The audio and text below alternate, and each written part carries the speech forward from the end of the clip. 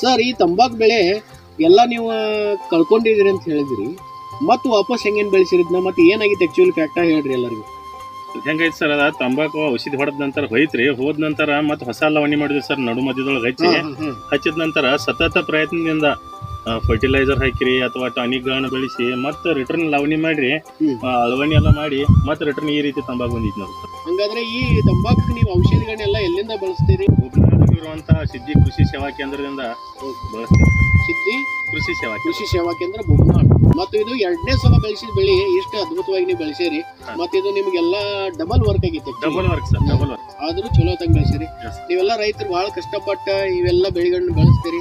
ವೀಕ್ಷಕರಿಗೆ ಇದನ್ನೆಲ್ಲ ನಾವು ತೋರಿಸ್ಬೇಕಂತ ಈ ಚಾನಲ್ ಮೂಲಕ ಪ್ರಯತ್ನ ಮಾಡ್ತಿರ್ತೀವಿ. ಕಳ್ಕೊಂಡಂಗ ಆದ್ರೂ ಅದನ್ನು ವಾಪಸ್ ಮತ್ತೆ ನೀವು ಬೆಳೆಸಿದಿರಲ್ಲ, ಅದೊಂದು ಎಲ್ಲರಿಗೂ ಮಾದರಿ ಆಗಲಿ ಅಂತ ನಾನು ಬಯಸ್ತೀನಿ.